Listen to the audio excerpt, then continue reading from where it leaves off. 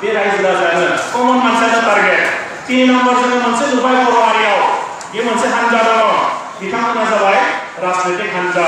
बिथांमोना राजखान्थियारि हान्जा दिनै बिपिएफ दङ इउपिपि दङ सानैसो बिजेपिआव दङ बर'फ्रा सानैसो कंग्रेस खालामदों सानैसो बिपिआइ खालामदों गोबां पलिटिकेल हान्जायाव दिनै बर' लिडारफोर दङ बिथांमोननि टारगेटआबो खिन्थु बे साइनासालियाव जिरायनाय रायजो राजायानो जों बेखौ नुदों आरोबाव मोनसे हान्जा दङ बै हान्जाया जाबाय धोरोमारि गौथुमफोर जे बिथांमोनाबो बे रायजो राजाखौ टारगेट लानानै दिनैसिमबो सोलिगासिनो दङ दा टारगेटआ बयबो जोंल' बे साइनासालियाव जिरायनायानो बयबो जों टारगेट खालामजायो जोंखौनो जेरावबो नांगौ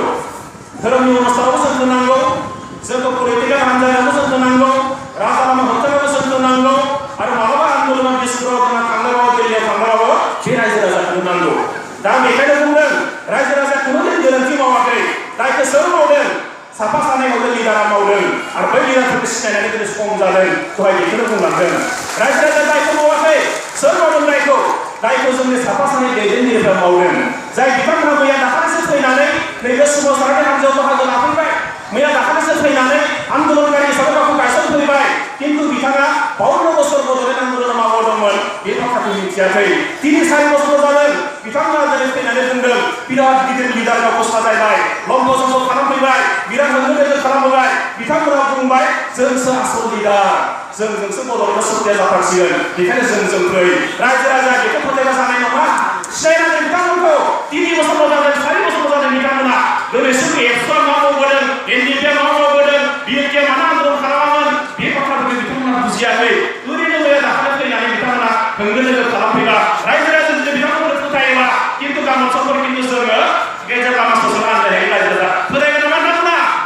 फोथायबा जानाय नङा रायजो राजा नोंथांमोन दा बेखायनो खावलायदों बै बिथांमोनखौ सिनायनानै सम जाफैदों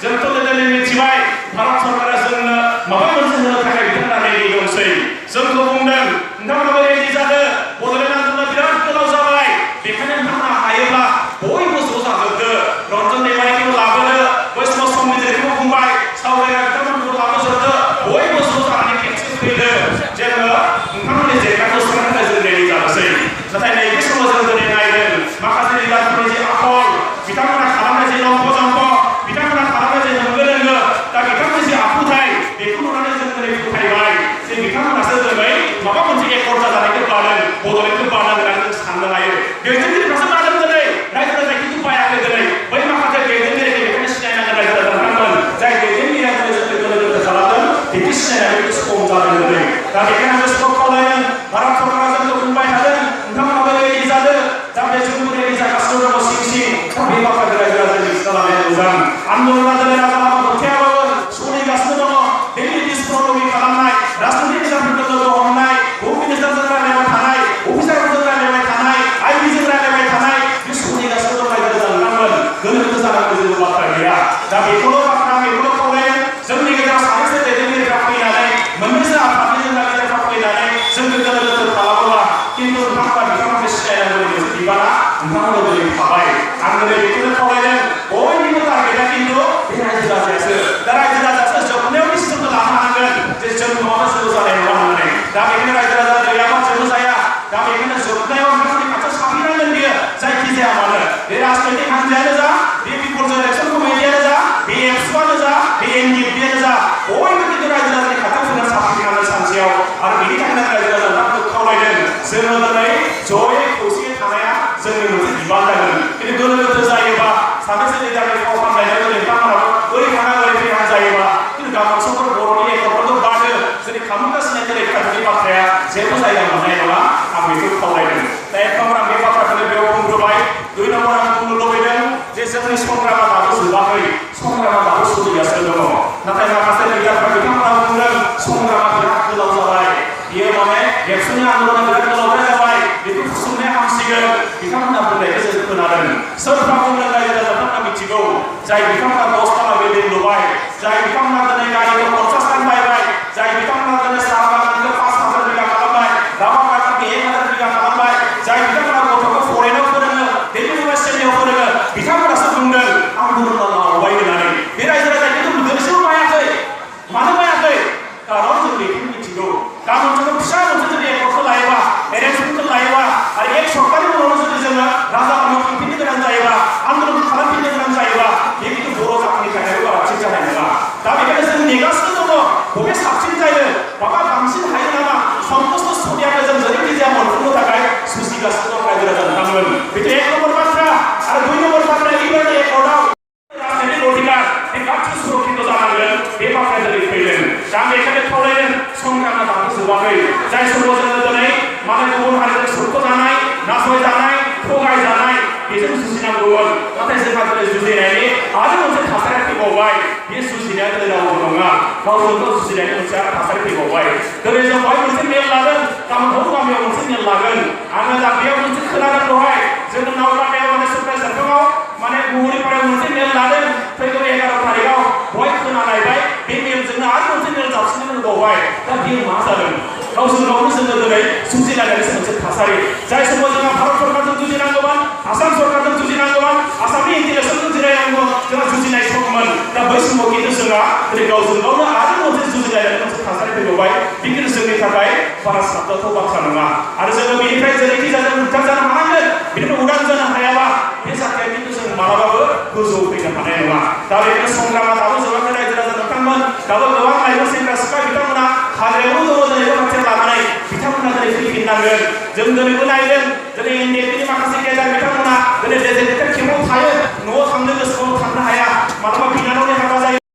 जों रेडि दङ खौसेथिनि थाखाय फै आवगायबो जों जेरैबायदि आवगायदों जों जेरैबायदि आगाननि फावसायदों नोंथांमोना आगाननि फावसायनानै जुदि जों रायज्लायनो हायोबा कमप्रमाइज जानो हायोबा बुजाबुजि जानो हायोबा जोंबो दं बे खौसेथियाव जों बेखौनो बुंदों। नाथाय माखासे लिडारफ्रा जोंनिया खौसेथिनिल' बाथ्रा बुङो नाथाय सिं सिं मावनाया आलादा आलादा मावबाय थायो। बेजों खौसेथिया मालाबा फैनाय नङा रायजो राजा नोंथांमोन। दा बेखायनो जों बुंदों खौसेथिया जुदि फैनांगौबा आसल मिनिंखौ बुजिनांगोन खौसेथिनि मिनिङा मा। दा जोङो थेवबो आसामारि जे जोंनि गेजेराव जों बयबो मिथिगौ जे फैगौ जोंना 2020 सनाव बेयाव बिदेशनि इलेक्सन जागोन। दा बै इलेक्सनाव बयबो लुबैदों खौसेथिया जानांगौ रायजो राजाखौ लुबैयो खिन्थु बुंनो रावबो साहस गैया। ओरै जानांगौ बयबो साहस गैया बयबो थुबुरबाय थायो दिनै। खिन्थु जोङो आं बेखौनो दिनै टेकनिकेल आं नायदों आरो दुलाराय बर' फरायसा आफादा खिन्थु अराय सम जोंहा दायानो जाबाय थायो। दाखालि एनडिएफबिआ दिनै धीरेन बर'नि मोनसे गोदान खुलिलायबाय। दा बेखौबो एबसुखौनो जोङो दाय होबाय जे एबसुआनो बेखौ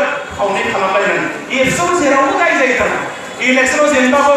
एबसुआ दाय जायो। फैगौ 2020 सनाव बिटिसिआ जुदि गुबुननि आखायाव थाङोब्लाबो बहाय एबसुआनो दाय जागोन। दा एबसुआ गासिबो दायखौ दिनै लाजोबनो गोनां जादों। दा रायजो राजा नोंथांमोन आं बेखौनो खावलायनो सानदों दिनै बुहुमा बेनि थाखायनो गिख्रंथाव जे नोंथाङा गाज्रि खामानिखौ नुनानै माबा मोनसे जाथायखौ नुनानै जुदि सिरियै थायोबा मेगन लुस्रानानै थायोबा एखे दायानो जायो होनदों। दा बेखौ जोङो मिथिगौ। दा बेखौनो खावलायदों बे बुहुमा मानि थाखाय डेन्जारेस बे गाज्रि